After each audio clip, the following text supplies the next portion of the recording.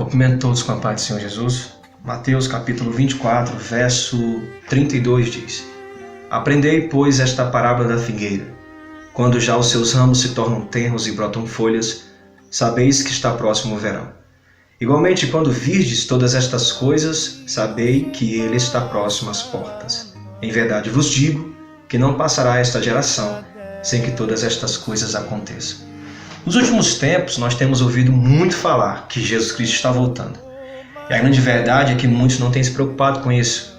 Se você ouve Jesus está voltando e isso não te preocupa, isso é preocupante à luz das Escrituras Sagradas, porque, de acordo com Paulo, quando escreve aos Romanos, a única forma de se livrar de tão grande ira que virá sobre toda a humanidade é através de Jesus Cristo.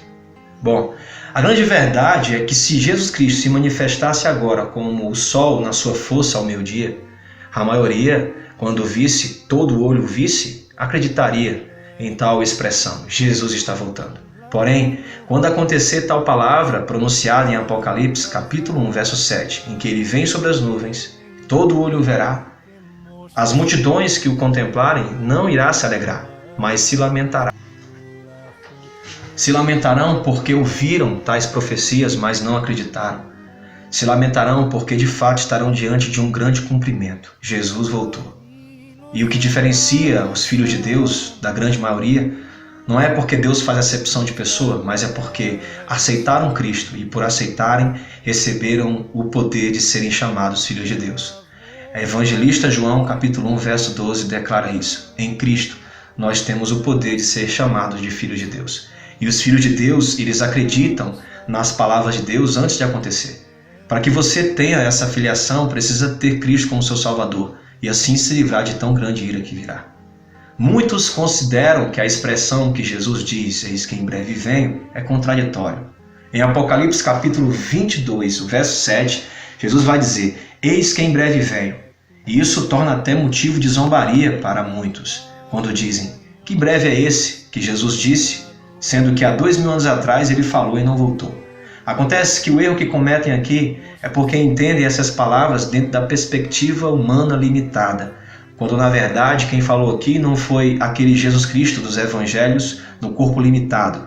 Quem falou aqui em Apocalipse, capítulo 22, verso 7, é o Cristo ressurreto, glorificado, onipotente, onisciente e onipresente.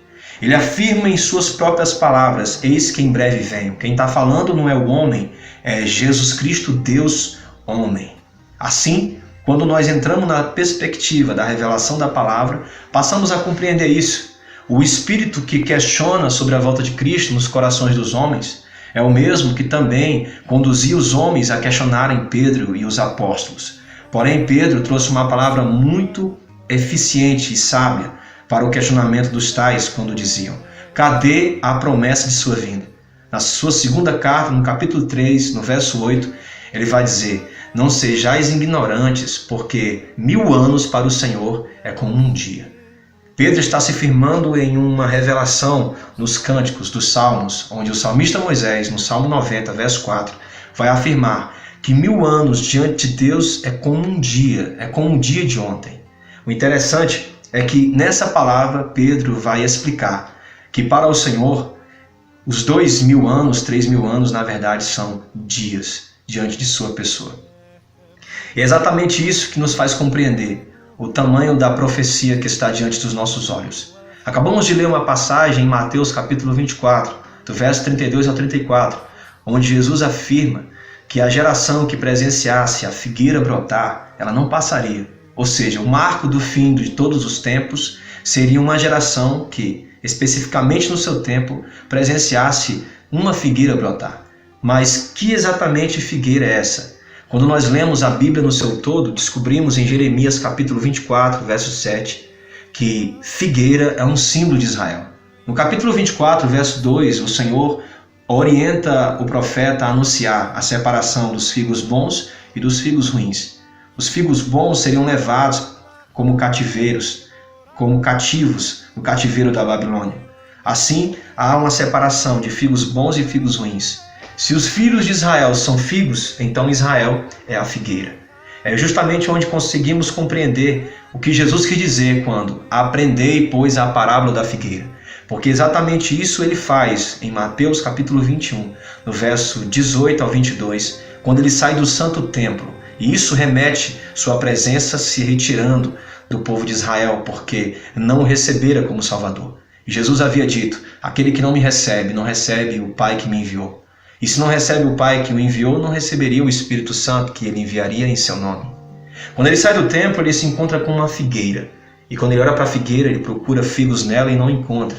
Quando ele se distancia dela, olha para ela e então diz: maldita, nunca mais dará fruto.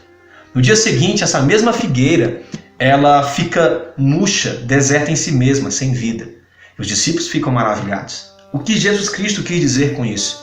É exatamente uma expressão, um prenúncio em que ele iria se referir a Israel. Exatamente no capítulo 23 de Mateus, no verso 37 ao verso 38, Jesus Cristo olha para a nação de Israel, que ali já não é mais a nação em si, mas a figueira de Deus, que não trouxe figos, ou seja, frutos dignos de arrependimento. João Batista havia anunciado a preparação: arrependei-vos, porque é chegado o reino de Deus. A árvore que não se arrepender, um machado será colocado em seu tronco e será cortado. Assim, Jesus Cristo está recobrando as mesmas palavras do profeta João Batista. Ele está trazendo para Jerusalém, para a nação de Israel, uma palavra muito séria. Ele diz: Jerusalém, Jerusalém, que mata os profetas que te envio. Quantas vezes tentei juntar vocês com uma galinha junto aos pentinhos, e vocês não me quiseram. E ele vai dizer essa palavra muito poderosa quando diz: vossa terra estará deserta, ou seja, sua figueira secará, e não mais me vereis, até que digam: bendito que vem em nome do Senhor. Exatamente nessas palavras, Jesus Cristo está pronunciando uma profecia que Israel deixaria de ser nação. E nós sabemos muito bem que no momento que ele faz isso, ele se volta para um povo que o recebeu, se cumprindo a palavra de Deuteronômio 32, verso 21, onde Deus diz que despertaria ciúmes do povo dele a um povo que não é seu povo e que não tinha entendimento a respeito dele.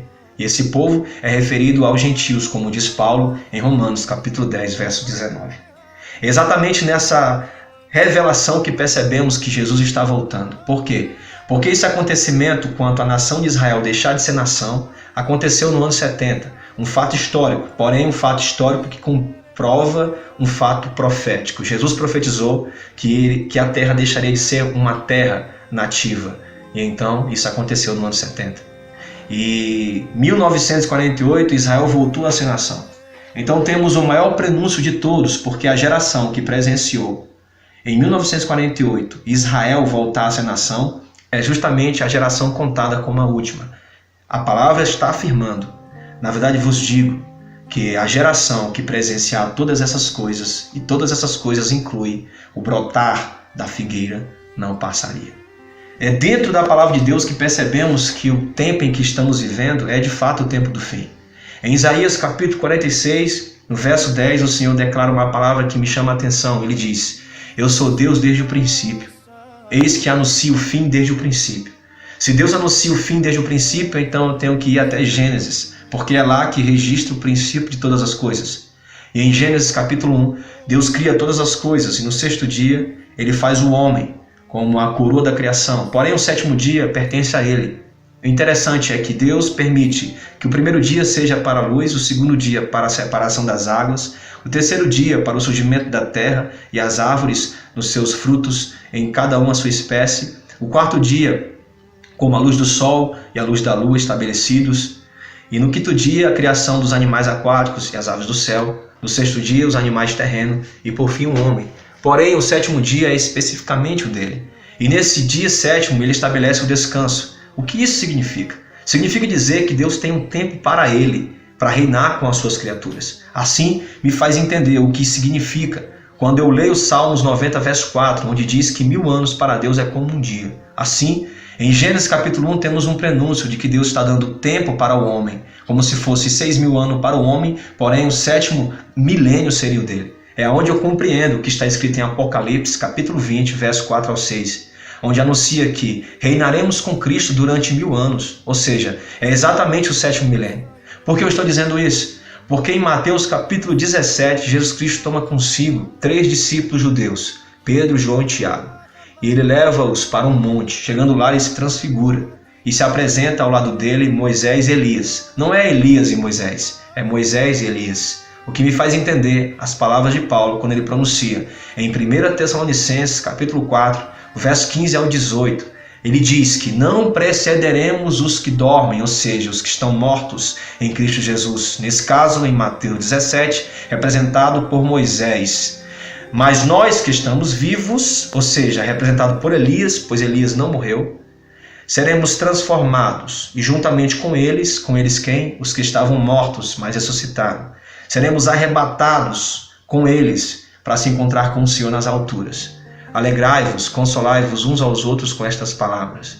É exatamente nesse contexto que eu percebo que estamos dentro do último milênio, porque de Adão até Abraão, 2000 anos, para Deus, 2 dias. De Abraão até Jesus Cristo, mais 2000 anos, para Deus, 4000 anos, para Deus, 4 dias. De Jesus Cristo até os dias de hoje, temos mais 2000 anos, porém já estamos dentro do 3º milênio. Somando tudo, estamos no começo do 7º milênio, ou seja, estamos dentro do milênio do Senhor. Por isso ouvimos tanto falar que Jesus está voltando. Por quê? Porque estamos dentro do tempo do Senhor. É como se diz a palavra, estamos no Kairos, o tempo de Deus. E detalhe, de 48 até 2019 faz 71 anos. E em Salmo 90, verso 10 diz que o tempo de uma geração é 70 anos. Ou seja, estamos quase no limite, pois o salmista vai terminar dizendo que no mais tardar há mais 10 anos, porém é só enfado e cansaço. Ou seja, estamos diante da última geração, pois a última geração presenciou Israel voltar a ser nação. E de fato, estamos diante de um tempo profético que comprova a volta de Cristo. Se você observar bem as notícias, os países estão prontos para uma 3ª Guerra Mundial. Tudo está preparado. Estamos diante de uma grande verdade. Jesus está voltando sim. E se você ainda não teve Ele como Salvador, tenha Ele como Salvador. Porque ter Cristo como Salvador é a garantia de uma vida após a morte, uma vida eterna com Ele. Que Deus abençoe e que eu espero que você entenda essas verdades que você acabou de ouvir. Amém.